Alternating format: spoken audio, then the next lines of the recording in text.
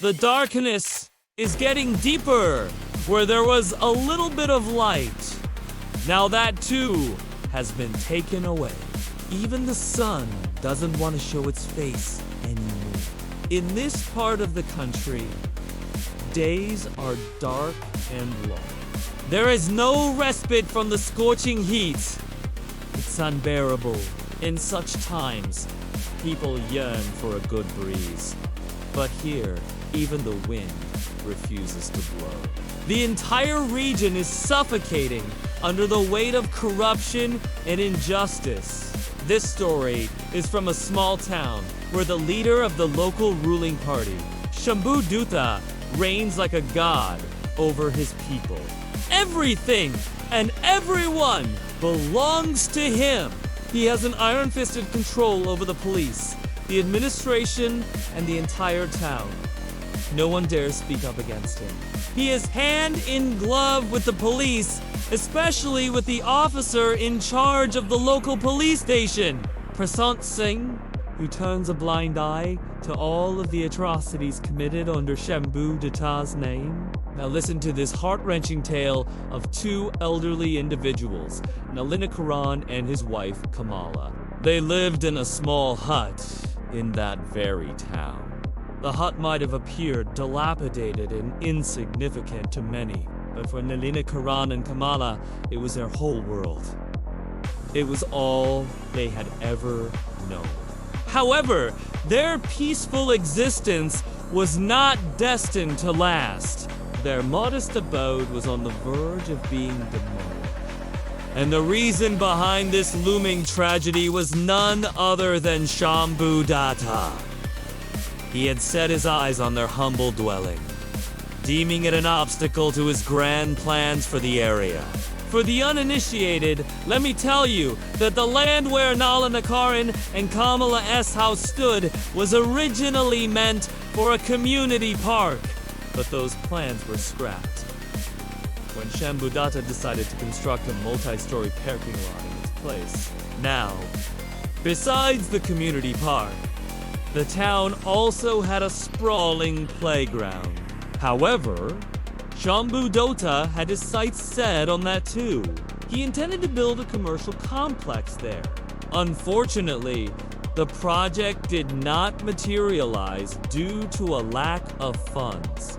Undeterred, he turned his attention to smaller targets, one of which was the tiny plot of land where Nalini Karan and Kamala resided. But why did he need their land so badly? Well, the answer lies in Shambhu Dutta's own house. On one side of his residence stood a towering multi-story building that housed government offices. Right across from it was a vast playground. In between these two structures lay Nalin and Kamala's small house, and Shambhu Dutta wanted to demolish it so that he could connect his house directly to the playground.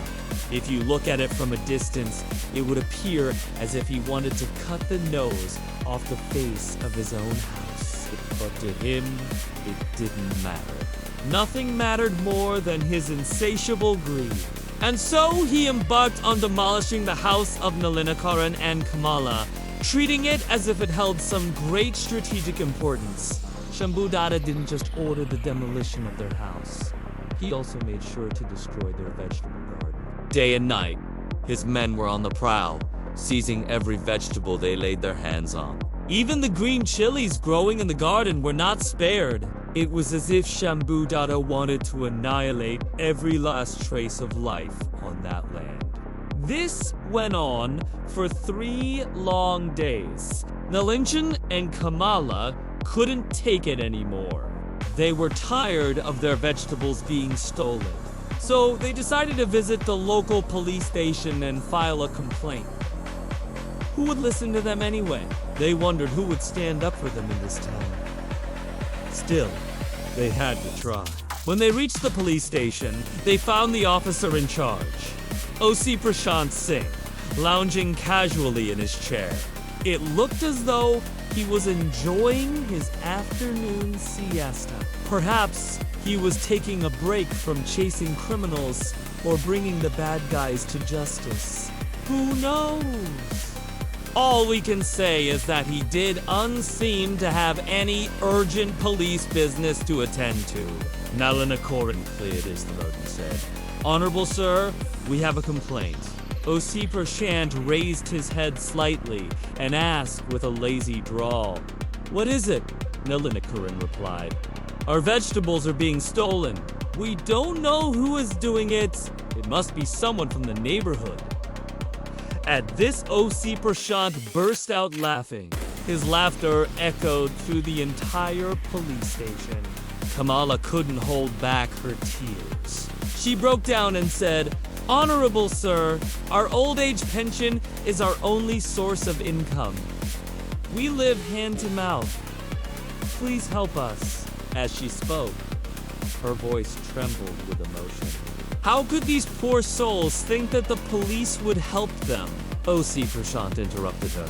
"Listen, old woman, you better get your facts straight.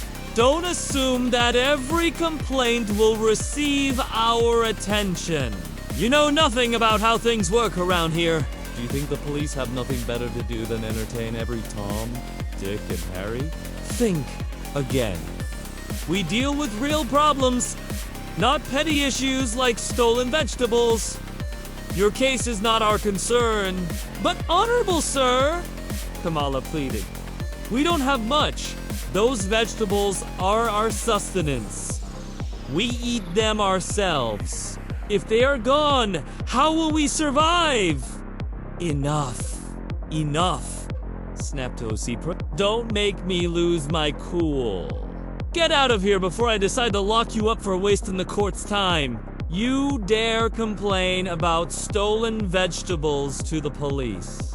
What next? Will you ask us to recover your stolen goats and cows too? Don't insult us. Leave before I call the choketer to throw you out." Hearing this, Kamala felt as though the world had crumbled beneath her feet. Her frail body trembled with fear and despair.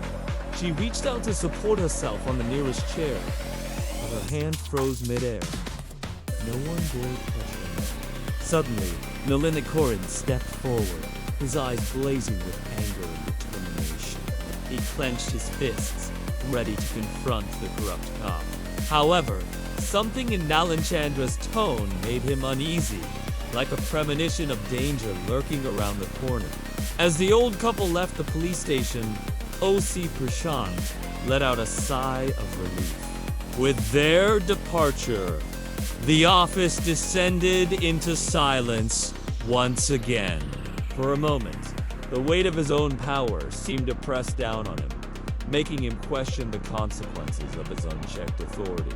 But it was just a fleeting feeling. Soon enough, the echoes of his laughter reverberated once again within the four walls of the police station, drowning out any lingering doubts or fears. Meanwhile, Nalanchan and Kamala had returned home, their hearts heavy with despair. Each step they took seemed to weigh them down, mirroring the crushing disappointment that filled their souls. As they stepped inside their home, the familiar surroundings offered little solace.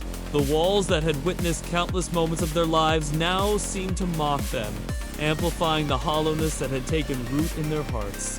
Kamala rushed to Nalanikar inside, her touch gentle yet firm, as if trying to ground him to reality. "He wants us to leave this house, Kamala," he murmured, his voice heavy with defeat. Prashant sings threatenings. "It seems our only option now is to abandon our home." Kamala felt her own strength ebbing away, her knees threatening to buckle under the weight of the news. But she knew that she had to be strong, not just for herself, but for Nalancharan as well. Years of living in poverty had forged an unbreakable bond between them. They had faced countless hardships together, and their love and respect for each other had only grown stronger with time. As the sun began its slow descent, casting long shadows across the room, the weight of their impending eviction pressed down on them. Their home, with its creaking walls and faded paint, had been witness to their joys and sorrows, their hopes and dreams. To lose it now, in their twilight years, seemed like the ultimate injustice. Yet somehow they had to find a way to navigate the treacherous path that lay ahead. The threat from O.C. Prashant still echoed in their ears, serving as a stark reminder of the danger that lurked outside their home. It was a daunting task, one that seemed almost impossible. They had to try. For what else did they have to lose? Suddenly, a commotion erupted outside their home, shattering the fragile peace that had settled over them. Heavy footsteps pounded on the ground, accompanied by menacing voices that carried through the open windows. Before they could comprehend what was happening, a group of burly men armed with wooden sticks barged into their home. Their faces were contorted with anger, their eyes gleaming with a menacing light. "Get out, you old fools!" one of the men roared, his voice echoing with aggression. Nalinchin's voice trembled as he responded, "We are not leaving. This is our home. Where else would we go?" With that, the men lunged forward, grabbing Nalinchin and Kamala by their arms and dragging them towards the door. Nalinchin stumbled, his legs giving way under the strain. "Please have mercy on us," she pleaded, her eyes searching for a glimmer of compassion in the men's hardened gazes. Around them, a crowd of villagers had gathered, their faces a mixture of shock and sorrow, but no one dared intervene. In the face of such overwhelming power, their own fears and struggles seemed insignificant. They watched helplessly as the old couple endured their humiliation, their cries echoing the town's collective anguish. The villagers, unable to bear the sight any longer, slowly dispersed into the darkness, carrying with them the burden of their shared helplessness. The darkness was getting deeper. Where there was a little bit of light, now that too had been taken away. We salute all of you. Thank you for watching this episode. See you in the next one. Until then, take care and goodbye.